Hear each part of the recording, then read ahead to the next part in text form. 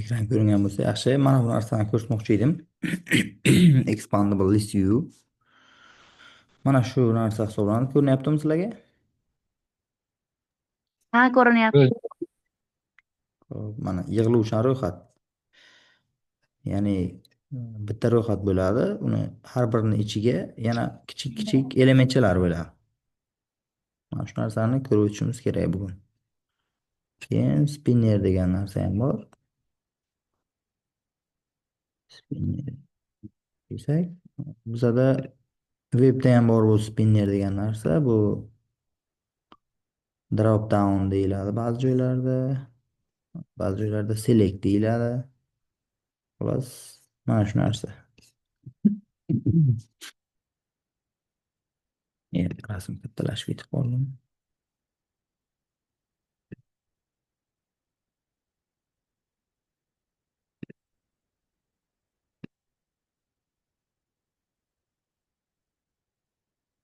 Mana shu narsa mana ro'yxatcha. Xullas, belgilang degan joyda tushundingizlarmi?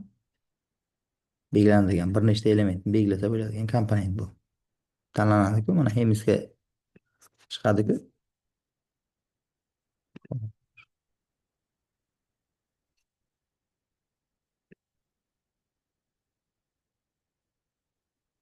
Mana shu narsa o'sha spinner hisoblanadi Androidda. Bu drop down deyiladi, ya'ni tomchi desak ham bo'ladi. Mana shu ikkita komponentni ko'rib o'tishimiz kerak bugun. Demak, birinchi bo'lib expandable listini ko'rib o'tamiz. O'tgan dars listini o'zini ko'rib o'tdik, ancha tushunarli bo'lgan bo'lishi kerak sizlarga. Xo'p, birinchi navbatda yangi loyiha ochib olib, bunga bindingni ulab olishimiz kerak. Ovoz yaxshimi? Yaxshi. Yaxshi. Shu loyiha yaratilgandan keyin binding nima uchun kerak edi bizga? Binding bu dizayn faylimiz va bizni boshqaruv faylimizni bog'lab berish uchun kerak bo'ladi. Komponentlarni, misol uchun mana bu yerdagi tekstyurni qiymatini o'zgartirmoqchi bo'lsak, bu yerdan turib, misol uchun bosilgan paytda shu funksionallikni berish uchun mana bu yerda berilgan komponentni ID'si orqali topib, bog'lab, bu yerga qiymatni o'zgartirish imkoniyatini berish mumkin bo'lardi. Buning uchun bu KTS module app fayliga kirasizlar va build features view binding true deb qo'yasizlar. Va shundan keyin bu yerda signal degan tugmacha chiqadi, shuni bosasizlar. Va bizning loyihamizga view binding ulanadi.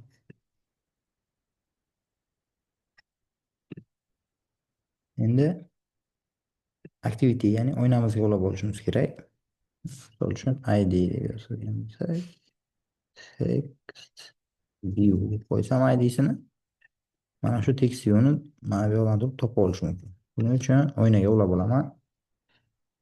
Bitta o'zgaruvchi olaman, private val binding, activity main binding by lazy, activity main binding nuqta inflate layout inflate. O'tgan darslarda ham ko'rsatganman buni. Ko'p ishlataversalar esingizda qolib ketadi. Mana bu joyda ham set content view, ya'ni content o'rnida endi biz binding orqali ko'rsatib qo'yishimiz kerak. Bo'ldi. Endi biz bemalol binding nuqta deb qo'ygan paytimiz mana binding ichidagi barcha ID'lar chiqib keladi. Mana shu o'sha text view. Ctrl bilan ustiga bosib qaraydigan bo'lsak, bizning text view'imizga yetadi.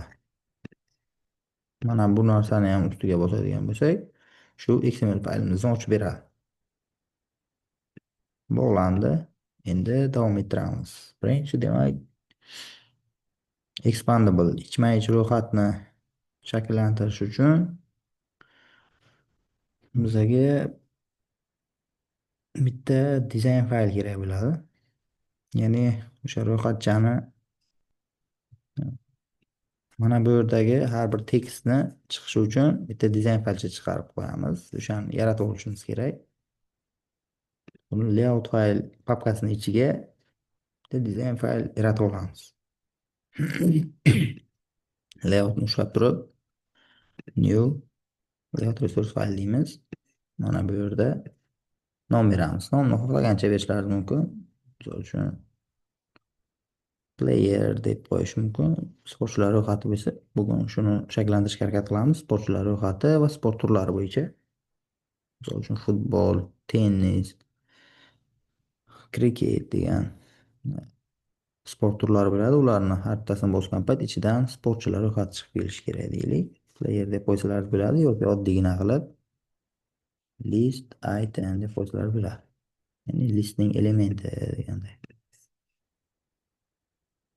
Hop, buni constraint emas, linear qilib qo'yaversak ham bo'ladi.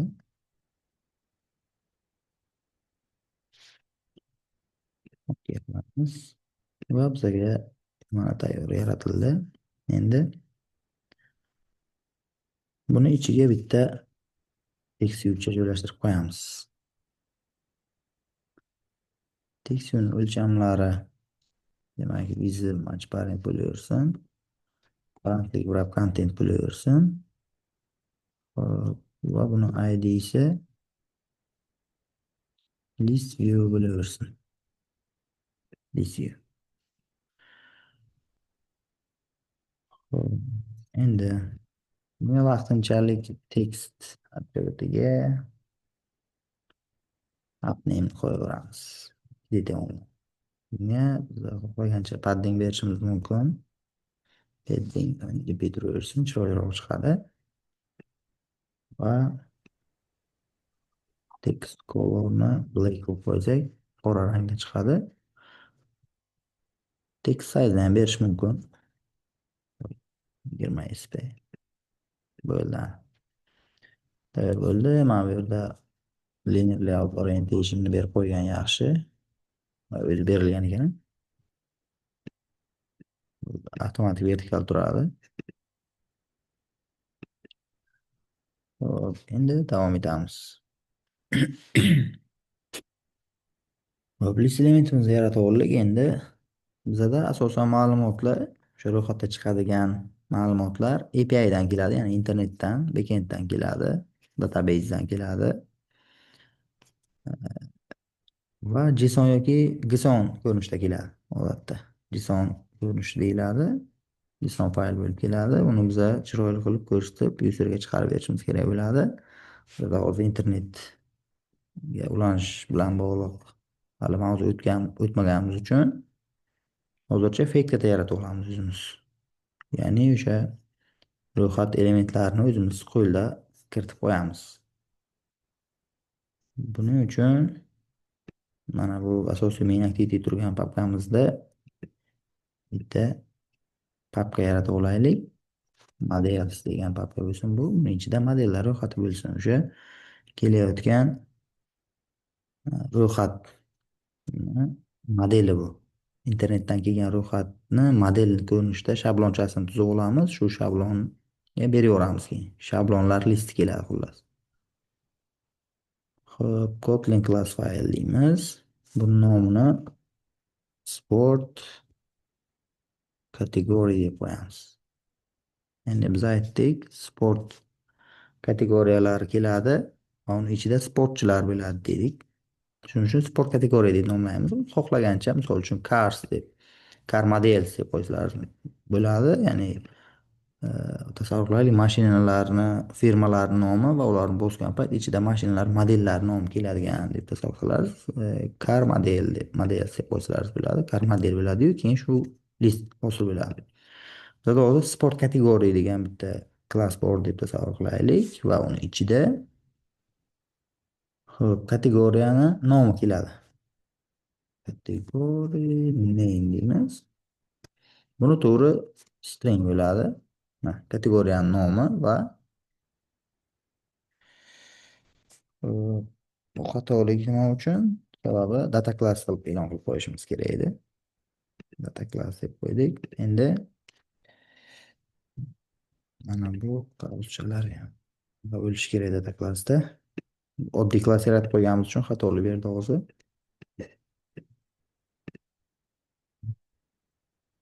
Mana. Endi kategoriya nomi keladi va kategoriya ichidagi sportchilar ro'yxat kelishi kerak bizga. Players deb qo'yamiz buni nomini. Va u qanaqa turda bo'lishi kerak? Ro'yxat ko'rinishida bo'lishi kerak. O'zi e'tibor bering, sport kategoriyalarining o'zi ham ro'yxat bo'ladi va uni ichida kichigina ro'yxat bo'lishi kerak. Buning uchun ro'yxatlar bizada list ko'rinishida beriladi.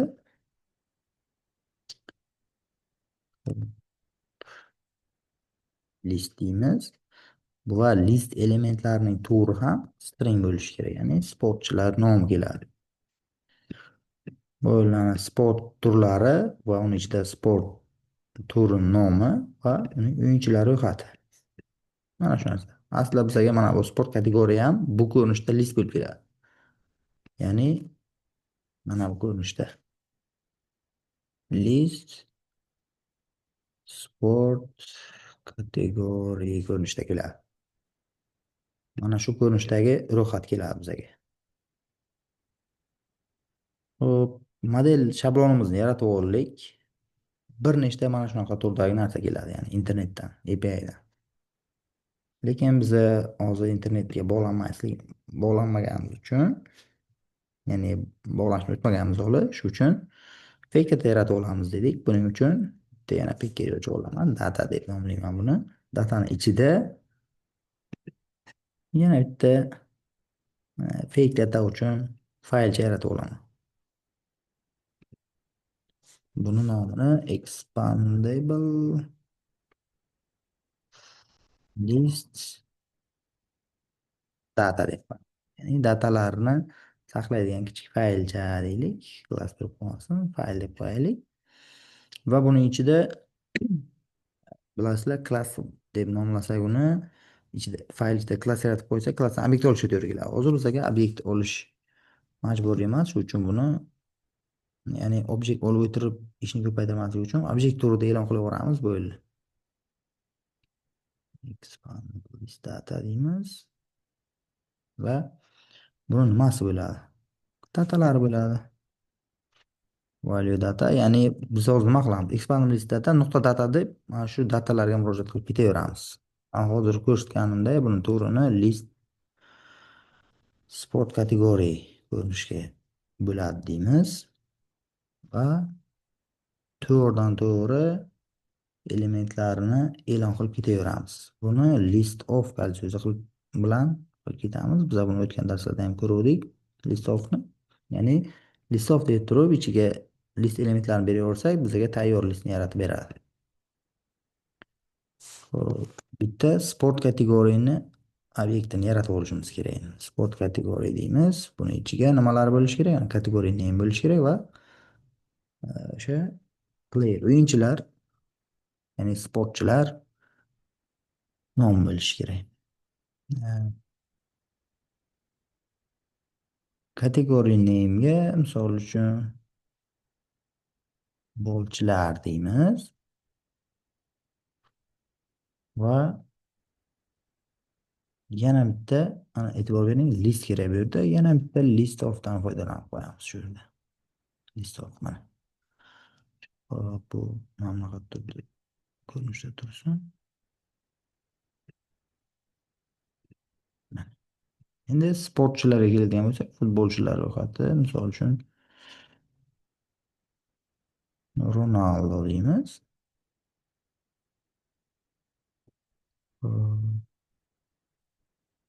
Messi. Yana kim bor edi? Aytib o'ringlarchi. Neymar. Futbolchilar bormi? Messi, Ronaldo, O'zbeklarni ham yozing nomni. Ana yozdim-ku, Eldor. Odil Ahmedov, Odil pensiyaga chiqib ketdi-ku. Ha, mayli. Odil Ahmedov deymiz. Eldor Shomurodov deymiz. Neymarning familiyasini bilmayman. Bu Lionel Messi. Bunisi Cristiano Ronaldo. Husanov, Neymar Junior edimi?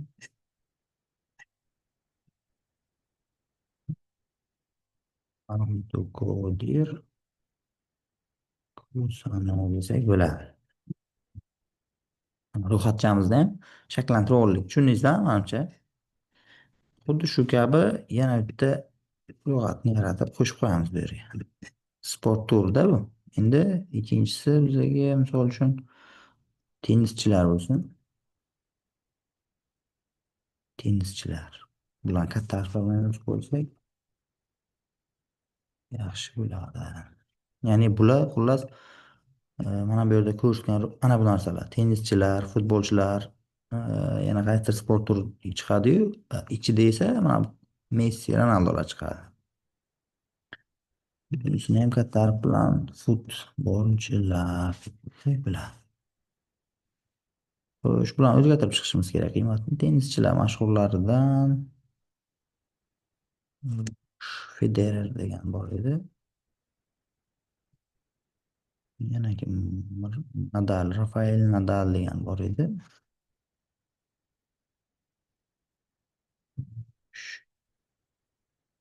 Djokovic degan bor edi. Mana bu yerdan olsak zo'r bo'ladi. Hop, tennis players desak, shu yerga chiqib kelishi kerak. Mana Novak Djokovic.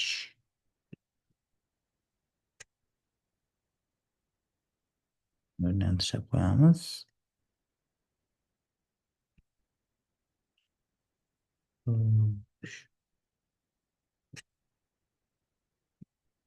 Nadal, Federer ham turaversin. Roger Federer edimi, nima edimi u? Roger Federer, Rafael Nadal, Novak Djokovic. Mana tashlaymiz. Medvedev bor ekanmi?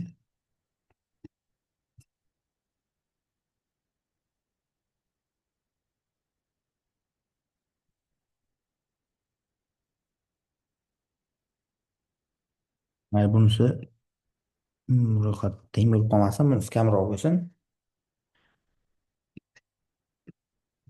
Yana qaysi sport turini yozsak bo'ladi, aytinglar. UFC yozaylik. MMA. MMA shunaqa yozilsa kerak, menimcha. Shunaqa. O'zbekistonliklar yozsa bo'ladi. Ayting, TikTokerlarni aytasiz hozir. Kimmi? Top MMA. Yo'q, O'zbekistonliklar bor-ku. Yaxshi. Der Ramzan Temirov plastik bo'ladi. o'zi deb qo'yamiz. Ha, bokschilarni yozsak ham bo'ladi lekin. Ha, mayli, Ha, mana bo'ldi. Shularmi? Hotamboy Nazarov, o'shalar. Mahmud Murodov plastik bo'ladi. Bularni taniyman, lekin men birortasini mayli, turaversin. O'zbekiston top bokschilari desak bo'ladi. MMA'ni qatnashadigan eng top sportchilari.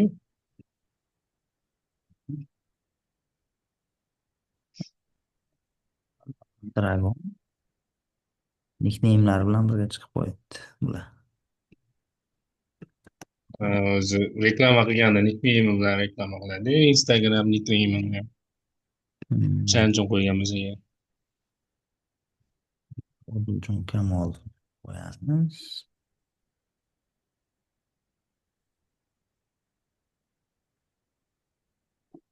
Mahmud Murodov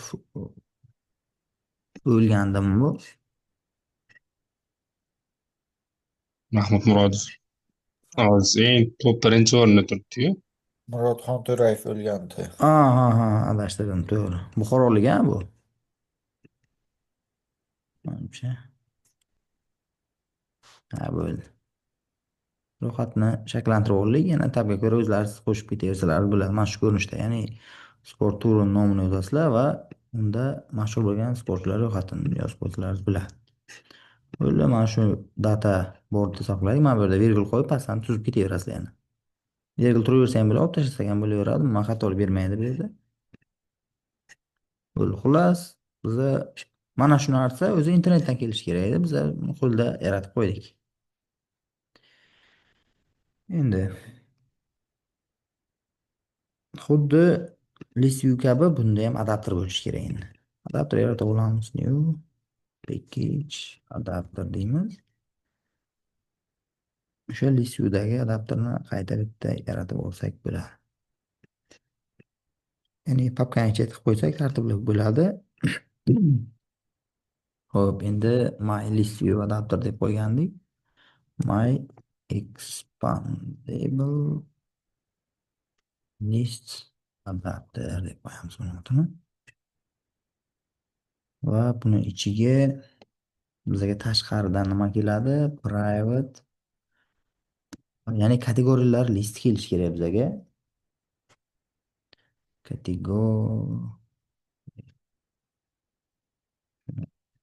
Emas, kategoriya list kelishi kerak.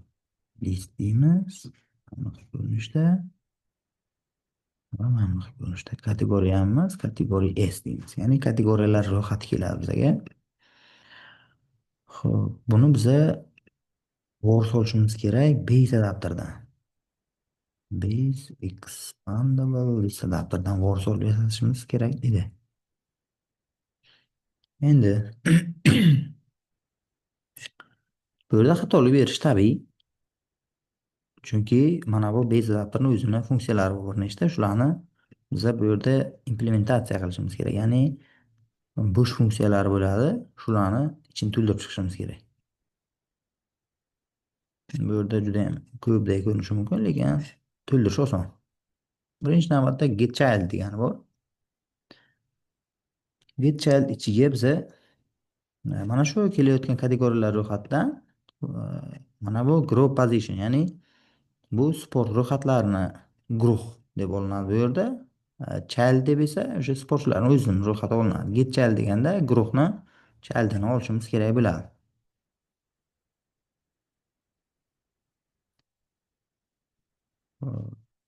Demak, buning uchun o'sha kategoriyasini return qilaveramiz bu yerga. Kategoriyasini xo'p, group positiondagi guruhni, ya'ni misol uchun sportchilar ro'yxatida futbolchilarni oldik deylik. Futbolchilarni ichidagi bitta sportchisi kelishi kerak. Playersni barcha o'yinchilarni oldik. O'yinchilarni endi yana bittasini qaytarib olishimiz kerak. Getchild deganda bitta farzandni qaytarib olishimiz kerak. Ya'ni child positiondagisini qaytarib yuboramiz. Bitta sportchini qaytarib yubordik. Bu nima uchun kerak bo'ladi? Har bittasini chizib chiqish uchun kerak bo'ladi. Getchild. Endi getchild ID bor ekan. Bu yerda o'sha getchild IDni qaytarib yuboramiz bo'ldi. Return mana shu narsani o'zini qaytarib yuboramiz. Faqat bu yerda qaytarilgan turin long bo'lganligi uchun buni nuqta to long qilib qo'yamiz. Bo'ldi. Hop. Children count. Bu yerga ham return qilamiz.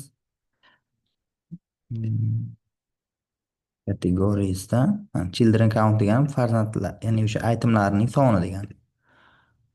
Group position bekor bo'lmaydi, chunki qaysi guruhligini bilishimiz kerak. Group position nuqta players nuqta size ni qaytarib yuboramiz bu yerga. Get children countga. Xo'sh, ana bularning ichini hozir yana to'ldiramiz. Osonlarini to'ldirib chiqaylik.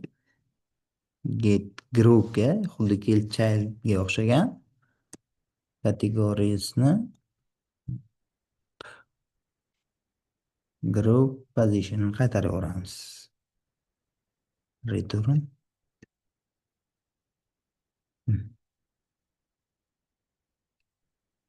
Bo'ldi. Group position ketdi. Get group countga ham xuddi chatnikiga qaytargan kabi return deymiz.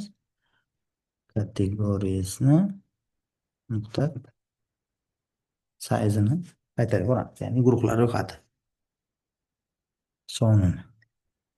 Group IDga ham return qilamiz. Kategoriyasini nuqta voy group ID bitta group IDni qaytarib olishimiz kerak. Group ID deymiz. Hamma narsa xullas. Group position nuqta ID ni o'zi so'ralgan ekan-ku. Hamma narsani o'zi nuqta to long deb qaytarib yuboramiz. Bu ham long to'g'rida bo'lganligi uchun. Bo'ladi. Grup ikkita ekan. Bittasi childniki ekan. Bittasi grupniki ekan.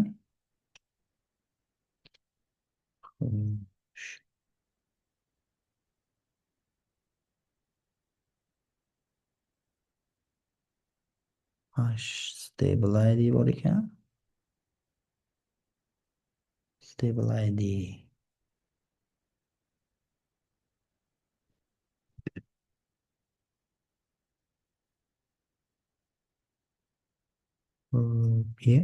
Movement holdi deyapti.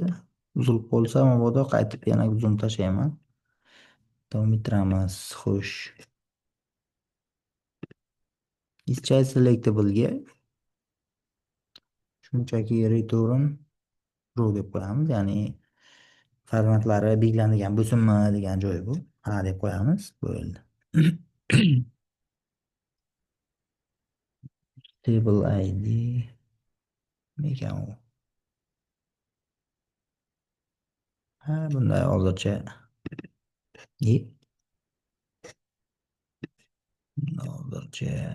return false deb qo'yamiz. Bo'ladi. Endi view'larni qaytarib chiqishimiz kerak. Child view'ni qaytarib chiqishimiz kerak. Child view'da demak bizda har bitta sportchining nomi kerak bo'ladi. Sportchining nomini olib olishimiz kerak. Child view ichida.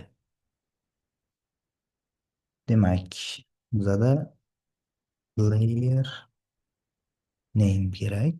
Buni olish uchun mana bu yerda mana pozitsiyalar berilgan, shu pozitsiyalardan olib ketaveramiz. Kategoriyasini ichidan olsak ham bo'ladi yoki get child funksiyasi orqali olsak ham bo'ladi. Mana buni ichidan bunaqa mana bu group bilan yo child position bilan olmoqchi edim o'zi. Tayyor funksiyaga berib qo'ydik biz get child qilib turib group position beramiz va child position beraveramiz. Mana o'zi chunki bizda tayyor funksiya hozir to'ldirib qo'yganmiz. Shuni qaytarib beradigan. Mana shu narsani yozmoqchi edim ichiga, lekin biz buni tayyorni chaqirib qo'yaveramiz. Bo'ldi. Player name bor bizda. Endi bitta view yaratib olishimiz kerak. Value view deymiz. Barobar list item binding nuqta inflate. Ana endi bu ham bindingni e'lon qilishday o'xshab ketadi-yu, faqat boshqacharoq bo'ladi. Istagan joyda view'ni binding bilan bog'lamoqchi bo'lsalar, shu ko'rinishda bog'lab olishlaringiz kerak bo'ladi. Bu yerda kontekst so'rayapti. Kontekstni biza mana parentning ichida kelishi kerak. Parent nuqta kontekst deymiz.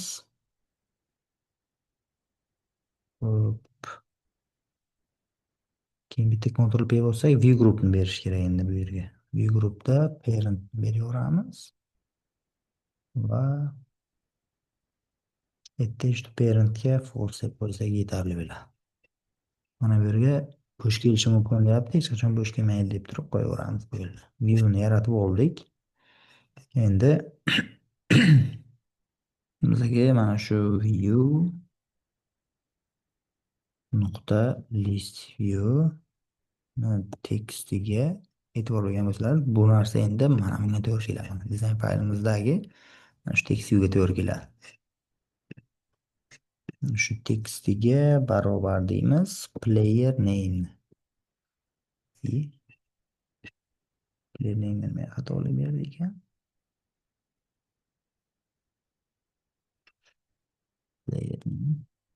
Ha, Eli qaytarib yuborgan ekan bu.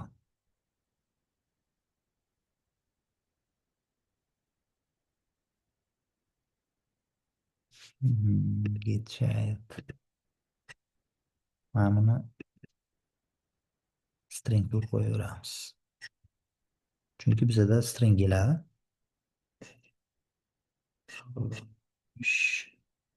Git groupni ham bemalol string qilib qo'ysak.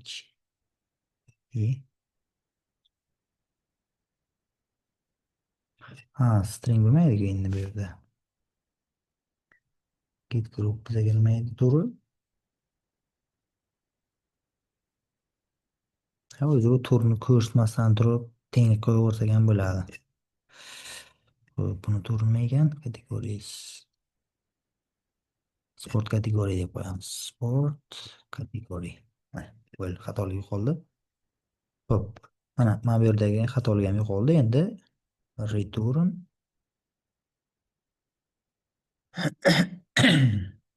view deb qo'yamiz. Root qilib qo'ysak xatolik yo'qoladi. Bo'ldi. Child view tayyor bo'ldi. Endi biz buni group view uchun ham qilishimiz kerak. Group view ga ham shunga o'xshash bo'ladi. Faqat mana bu yerda kategoriya bo'ladi. Ya'ni kategoriyani topib chiqishimiz kerak. Get group chaqiramiz bu yerga. Get child emas, get group bo'ladi va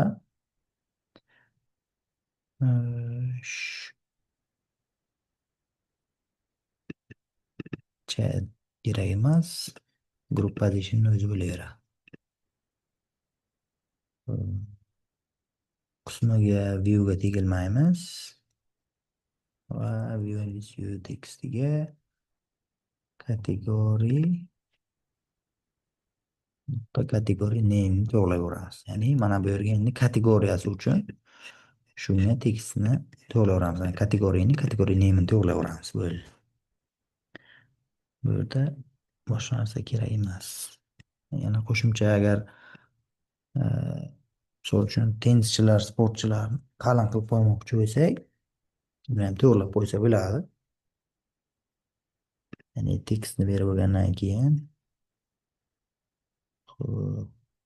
set typeface degan funksiya bor edi. Set typeface ni ichiga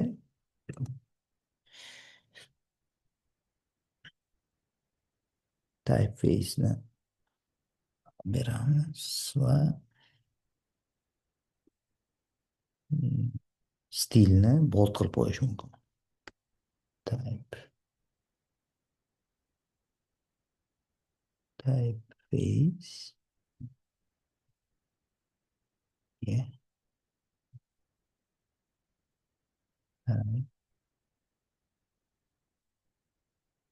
face nokta bold. Mana endi shu tekstini bizga bold qilib beradi. Tekstni.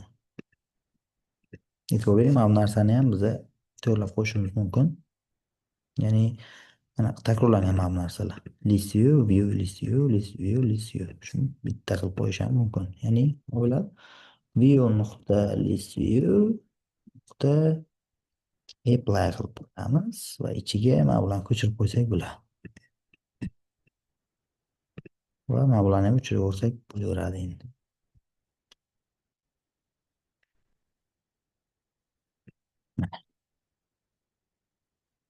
Mana buni tepaga olib qo'ysak, ya'ni birinchi bold bo'lsin, keyin tekst beraversin deylik. Bo'ldi. Endi adapter tayyor bo'ldi bizga. Menimcha xatosiz to'ldirgan bo'lishimiz kerak. Va endi activity mainga listni joylashtirishimiz kerak. Expandable list deymiz. Shu bizni match parent, aynan match parent deymiz. Buni ID beramiz. Expandable list view deb qo'yamiz. Divider berishimiz kerak, ya'ni orasidagi chiziq mayli o'zi turaveradi, tegmaymiz. Xo'sh, bizga divider height kerak, a? Divider height bor. Divider mana divider degani bu chiziqcha mana bu o'rtadagi. Shuni qalinligini o'zgartirish mumkin. 1 dp deb qo'ysak qalinroq bo'ladi. Xo'sh, endi list item degani bor. List item. Mana bu yerda endi o'zimizni list itemni ko'rsatsak bo'ladi. Kredit onlayn ko'ryapsizlar. Mana bu yerda turibdi. Qalinroq qilib qo'ysak, mana bu chiziq mana qalinlashdi. Odatda 1 yoki yarim dp deb qo'yiladi bu. Bo'ldi. ID ni berdik. Xo'p, constraint layout uchun matchparent yetarli bo'ladi. To'g'ri bo'ladi, formatlanadi. Endi main activityga bitta bog'lash.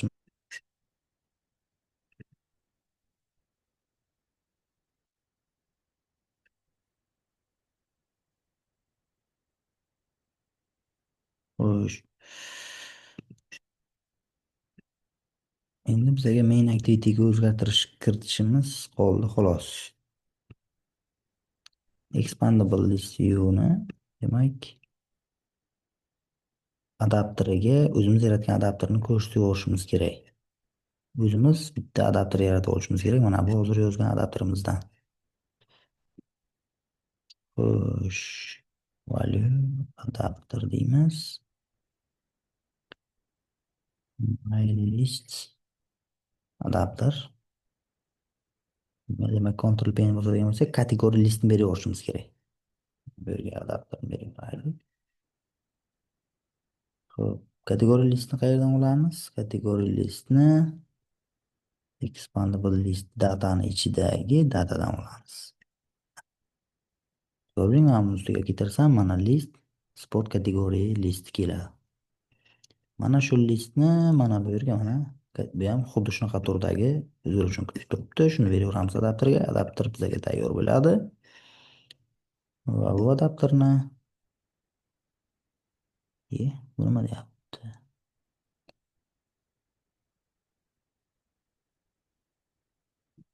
Xatolikmi? Xo'sh.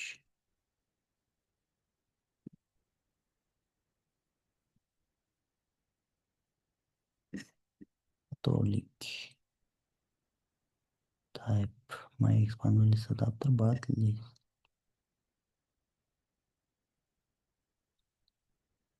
List adapter kutib turibdi deydimi?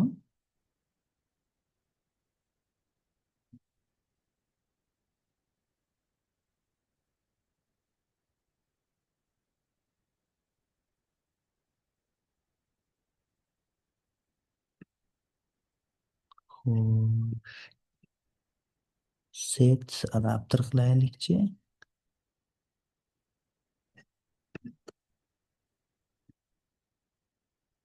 Mana buni qilsak, mana endi to'g'ri bo'ladi. Mana endi expandable list adapterga to'g'ri keladi. Adapter deb qo'ysak, bu oddiy adapter deb o'ylar ekan, bizga hozir expandable list adapter kerak bo'ladi. Ovoz yaxshimi?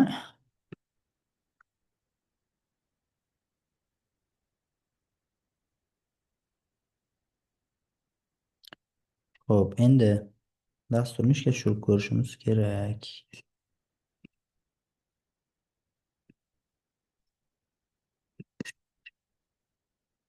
Men telefonimni ulab oldim.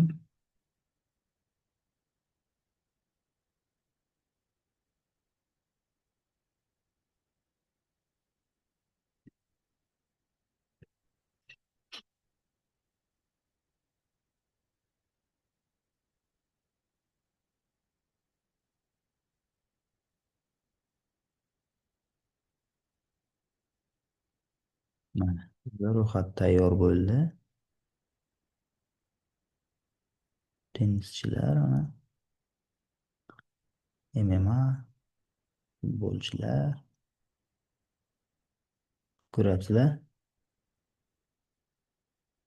Hammasi ishlab turibdi. Endi bular bosilgan paytda elementini olishni ham ko'rsak bo'ladi. Va mana bu yerda chiziqchalik ham qilsak bo'ladi. Ya'ni ajratib turadi. Mana bu yerda sal ko'ringanday bo'lib qolibdi. Ustiga chiqib ketib qolgan. Shuni to'g'rilab qo'yishimiz kerak. Xo'sh, shu joyda bo'lishi kerak bu.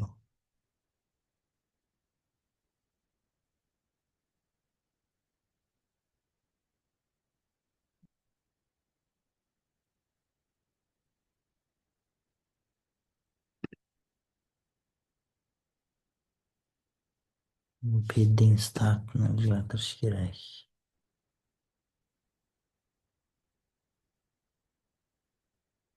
Xo'p, endiga padding berishimiz kerak emas ekan. Buni olib tashlayman. Start padding edim. Padding startga boshqa qiymat beramiz. Padding top deb beramiz. Padding bottom deb beramiz. Padding startga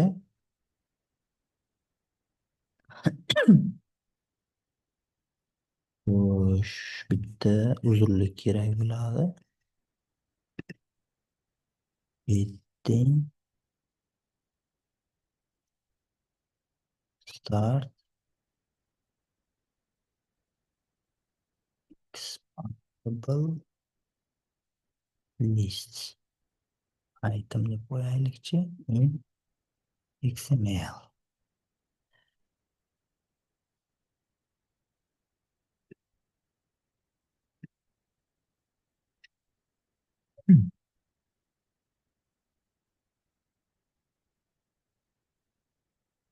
Xo'sh. Voy.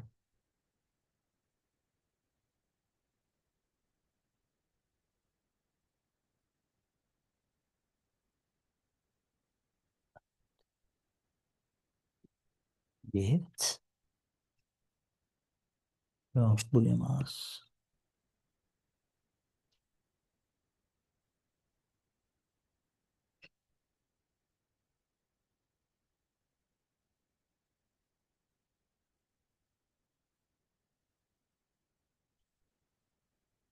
Burada hozir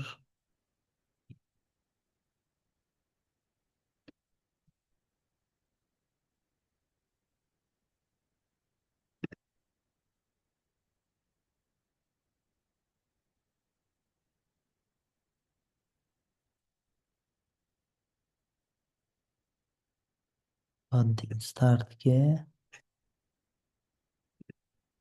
yakınroq bo'lishi kerak. Xo'sh, startiga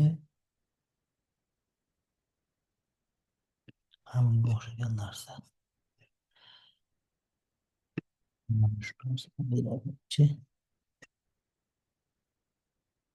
Android atributining ichidan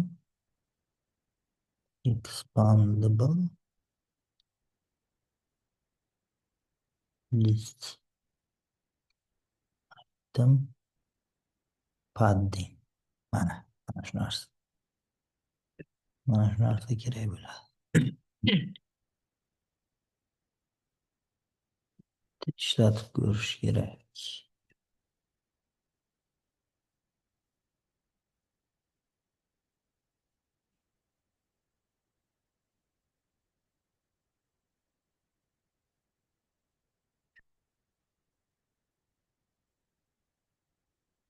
Mana. Xo'p, hamma narsa mana chiroyli holatga keldi. Chiziqchalar hammasi joyida. Pastga qarab turibdi, ochilgan paytda yuqoriga qarab turibdi strelkacha. Mana bu narsa. Shuni aytgandim. Mana ro'yxat agar sig'may qolsa, bu bemalol scroll bo'laveradi. Disview xususiyatlari bor ichida. Endi har bir element bosilish xususiyatini beraylik. Mana bosilgan paytda bizda o'zishlar reaksiya yo'q. Mana shu reaksiyani biz qo'shishimiz kerak. Buni main activity'ga amalga oshiramiz. main activity'ga mana shu set the click listener qo'shib funksiya e'lon qilib qo'yaman. Shu funksiya ishga tushgan paytda bosilish xususiyatlari hosil bo'ladi. Bosilish xususiyatlarini berishimiz kerak bo'ladi.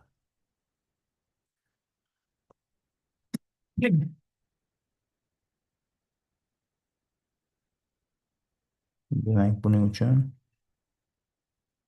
buradagi binding deymiz. Nuqta. Biroz funksiya ichiga olib qo'ydim. Binding nuqta expandable list view nuqta set. Mana tugmada set on click listener bor edi. Bunda set on child click listener bo'ladi.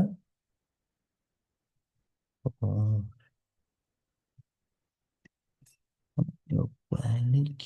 Bular kerak emas menimcha. Voy.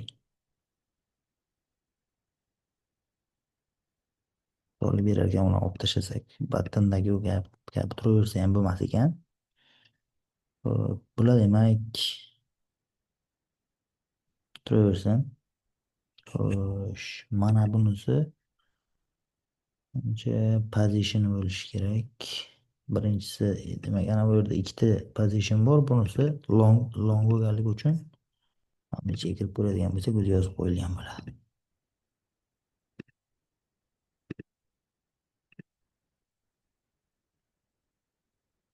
Mana parent view group position id. Bu bekib qo'ysak ham bo'lar ekan o'zi. Xo'sh, birinchisi parent, ikkinchisi view, uchinchisi group position, to'rtinchisi child position, beshinchisi id.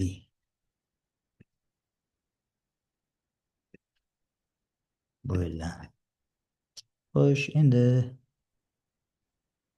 böyle stilgacha turibdi. Xatoligini uchun to'ldiraylikchi ichini. Xo'sh, player name olishimiz kerak. Value deymiz. Player name. Xo'sh, xatolik qoldi endi. Player name qayerdan olamiz? O'sha datamizni ichidan olamiz. Expandable listada, ya'ni bizada hozir group id ham, child id ham bor uchun, ya'ni position id'si borligi uchun expandable listada nuqta data qilib turib, buni ichidan bemalol id'ni olaveramiz, ya'ni elementni olaveramiz. Birinchi navbatda group position olamiz. Buni ichidan players listini olamiz. Buni ichidan child playerni olamiz. Nuqta deymiz buni. Shuni o'zi bo'lishi kerak. Bu hozir list qaytaradi. Child xatolik. Boolean player name string bo'lishi kerak-ku.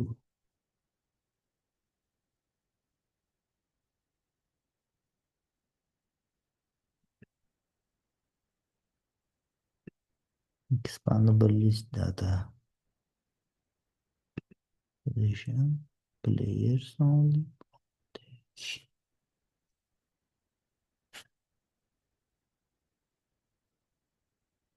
Yeah. Burada turish kerak buni. Böyle. Bu funksiya ichida turish kerak. Ne bosilgan true qilib qo'yishda bu. Endi biza mana shu player name'ni to'sga chiqarib qo'ysak bo'laveradi. Xo'sh, this deymiz. Mana bu joyda siz player name'ni qo'yaveramiz mana bu joyga. Player name'ni deb qo'yamiz. Böyle. Xuddi shunday expand listni set on child emas, group listeneri ham bor. Uni ham bosilgan paytda nimadir ish qilsa bo'ladi, lekin bizaga Bu kerak bo'lmaydi.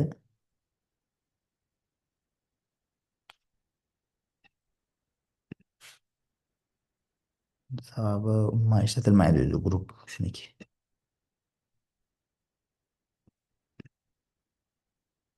Xo'sh, mana futbolchilar. Cristiano Ronaldo. Siz Cristiano Ronaldoni tanladingiz dedi. Odil Ahmedovni tanladingiz dedi. Mana bu yerda yozganmiz. To'g'risini chiqaryapti. Buni alohida funksiya qilib qo'ydik. Xohlasak shunchaki olib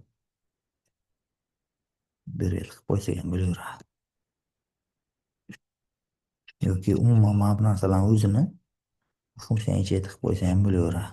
Chunki bu kreditni ichi qanchalik bo'sh tursa shunchalik chiroyli bo'ladi.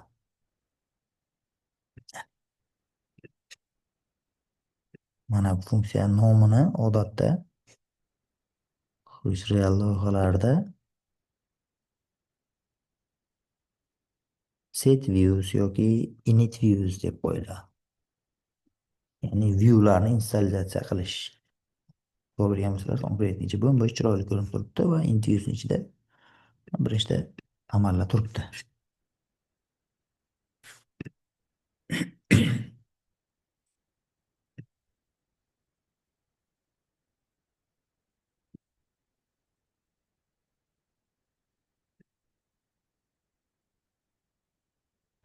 Lionel Messi,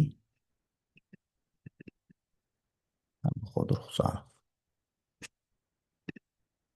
Menimcha bu expandable list mavzusi tushunarli bo'ldi sizlarga deb o'ylayman. Endi kichik davomchi mavzuchamiz bor. Buni ham ko'rib o'tishimiz kerak. Bu spinner komponenti. Spinner komponenti uchun tozalab olaylik loyihamizni. Hop, adapter kerak bo'lmaydi. Datani ham tushirib tashlaymiz, matritsani ham tushirib tashlaymiz. Main activity'da. Init use turaversin.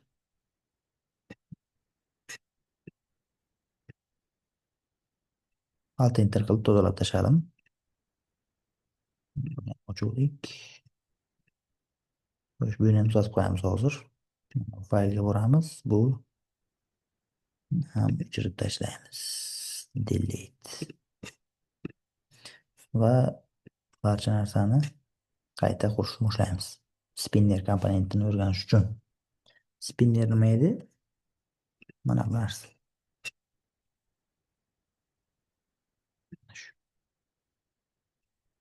Shuni hozir yasab o'tamiz.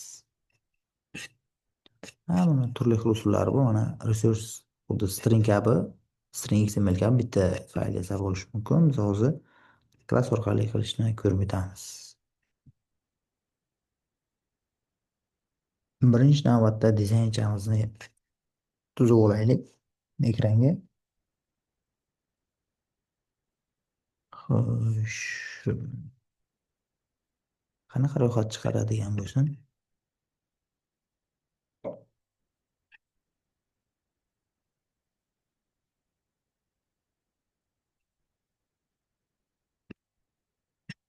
Shunaqa qilaylik. Select language. Tilni tanlang degan joyi. Buni olib tashlaymiz. Text qo'yamiz. Xo'sh, buni linear qilib qo'ysak chiroyli bo'ladi. Chunki bu yerda mana linear layout vertikal turibdi elementlar.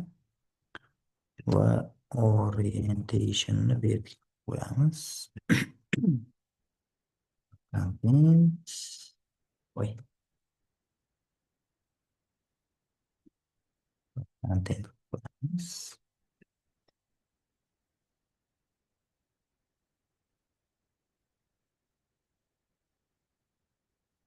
ID berib qo'yamiz.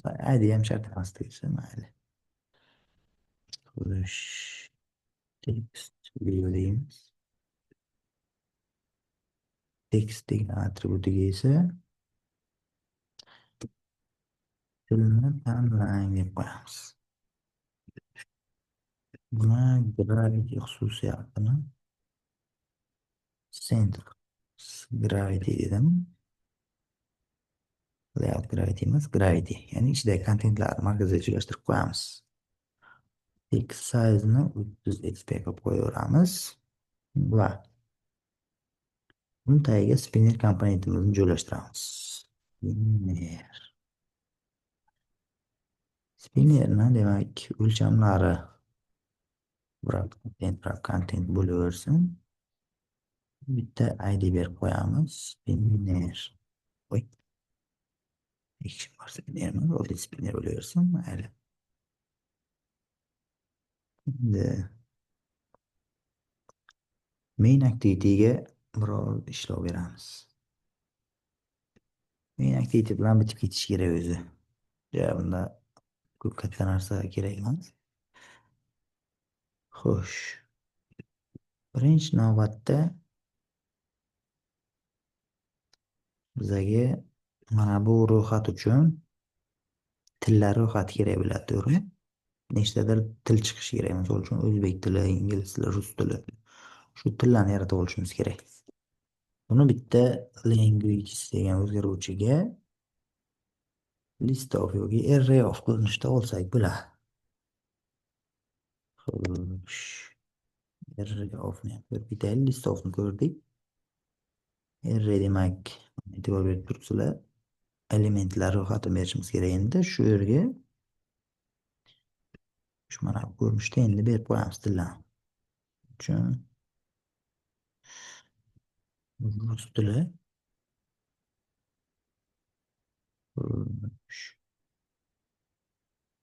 ingliz qo'shtirnoqchida bo'lishi kerak. Ingliz tili, o'zbek tili,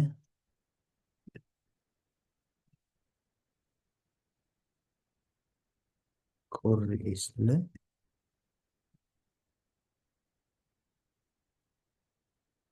arab tili. Tillarni berib qo'ydik ro'yxatni. Endi spinnerimizga bitta array adapter orqali adapterni beraverishimiz kerak. Init viewsini ichiga kiramiz. Xo'sh, language'ni ham beraveraylik shuni ichiga.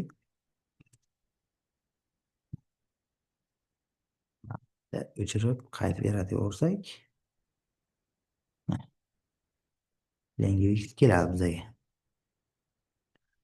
Buni ichida bitta adapter yaratib olamiz. Mana bu spinner uchun. Spinnerga o'zi mana xo'sh, binding .spinner adapter barobar bitta adapter beraverishimiz kerak. Mana shu adapterni yaratib olishimiz kerak birinchi navbatda. Value adapter barobar deymiz. Bu array adapter bo'lishi kerak. Ana endi array adapterni qanaqa qilib yaratamiz? Ctrl P. Kontekst kerak ekan birinchi navbatda. Kontekst bor joyda biz listni beraversak bo'laveradi activity ichida. Va endi buni dizayn faylini beraverishimiz kerak. Resource ID deb turibdi, ya'ni layout faylini beraverishimiz kerak. Dizayn fayl qanaqa bo'lishi kerak? Biz o'zimiz customizlashimiz ham mumkin, lekin hozir tayyor bordan foydalanib ketaveramiz.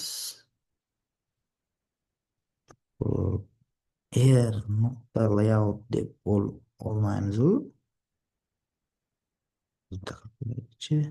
U simple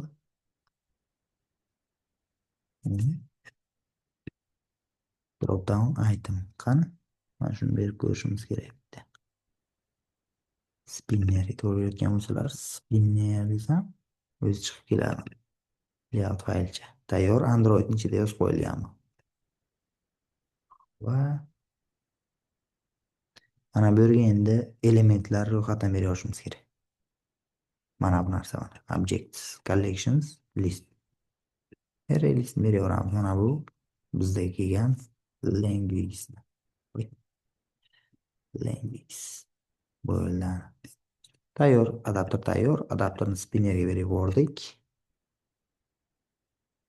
Endi bitta ishlatib ko'raylik.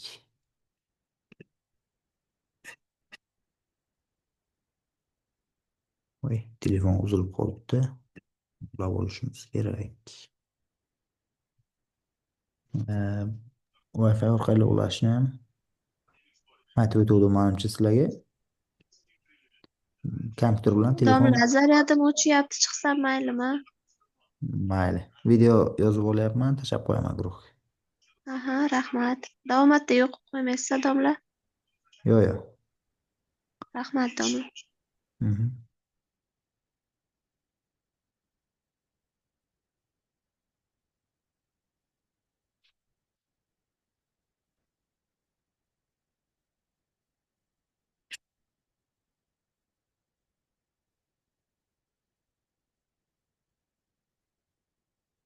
Ba'zida Wi-Fi'da shunaqa muammo bo'lib turishi mumkin. Kabel bilan ulaymiz yaxshisi.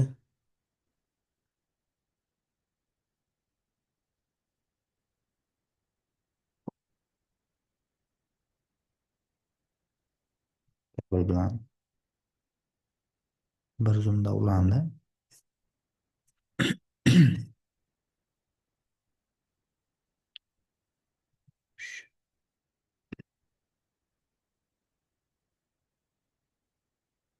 Dasturni ishga tushiramiz.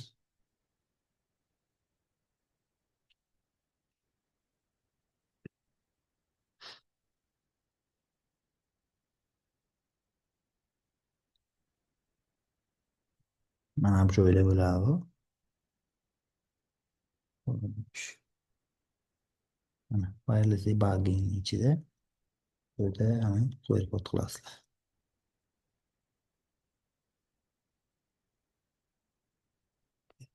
Bu mana tilini tanlang. Rus tili, ingliz tili, o'zbek tili, koreys tili. Koreys tili, ingliz tili, rus tili, arab tili, o'zbek tili. Juda ham oddiy komponentcha. Ro'yxat xullas. Birinchisida o'zi mana bu yerda tanlanmagan turishi kerak.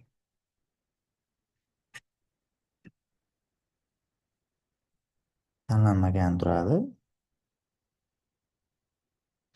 Va endi bu yerdan tanlanadi. O'zbek tili misol uchun.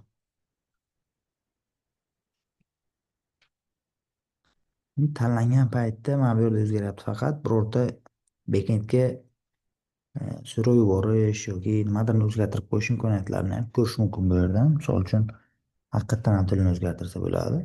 Tanlangan payt, OK tugmasi bosilgan paytda, misol uchun mana bu qiymatni qanaqa qilib olishni ko'rishimiz kerak endi. Buning uchun bizga bosilish xususiyati kerak bo'ladi. Bosilish xususiyati.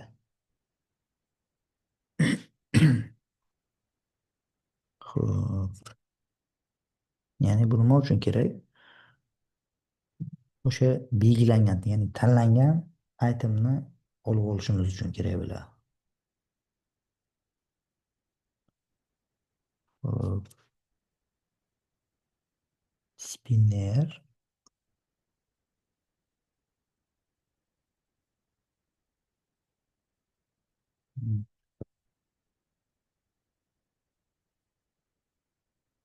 I selected listener bor. Barobar object deymiz.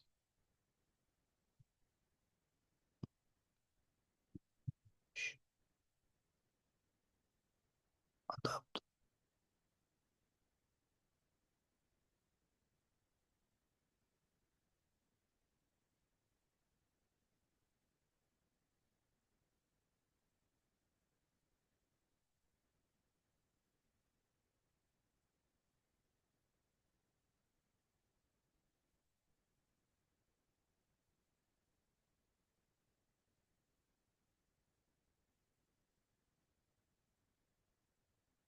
O'zi tayyor chiqib kelishi kerak edi. O ana. Mana. Tayyor chiqib keldi funksiyalari. Ya'ni e'tibor bering. On item selected listenerning ichida Bizada on item selected bor va on nothing selected. Hech narsa belgilanmagan holatlar bo'ladi. Bu yerda nimadir kodni yozish mumkin bo'ladi. Shuna deb qo'yamiz. Bu yerda kod yozish mumkin deb qo'yamiz, lekin man bo'sh qoldirsa ham bo'ladi uning ichida. Bizga muhimi mana bu joy. On item selected. Yana zoomda daqiq qo'llayapti, ungacha ishga tushirib olishimiz kerak. Selected bo'lgan paytda mana position bor bizga eng muhim narsa. Shu position orqali biz elementni ushlab olishimiz mumkin. Ya'ni while selected item deymiz barobar language'dan positiondagisini olib olamiz. Select item mana shu bo'ladi. Endi shuni taskga chiqarib qo'yishimiz mumkin. Chunki hozircha taskga chiqarib qo'yaylik. Belgilangan komponent deb qo'yamiz. Charging local ichiga selected itemni beraveramiz.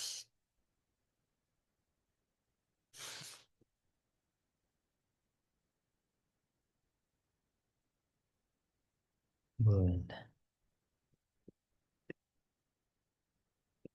Endi bitta ishlatib ko'rsak bo'ladi.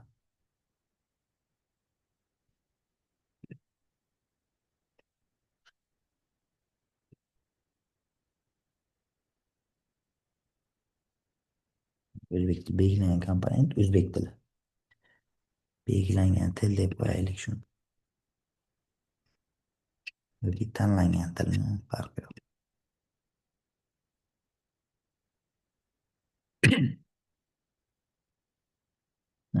Boshida tanlanmagan deb qo'ydi. Rus tili tanlandi.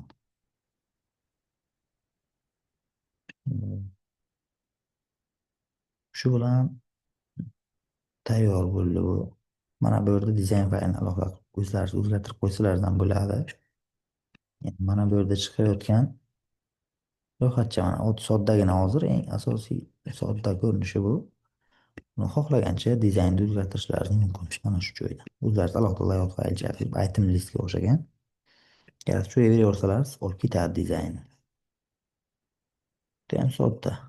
Spinner komponent. Menimcha bugun spinner va expandable list view juda ham tushunarli bo'ldi. Agar tushunmagan bo'lsalaringiz pastda izohlarga yozib qo'yinglar, javob berishga harakat qilaman. E'tiborlaringiz uchun rahmat. Keyingi darslarda ko'rishguncha. Katta rahmat domla. Rahmat domla. Rahmat domla, charchamang. Mayli.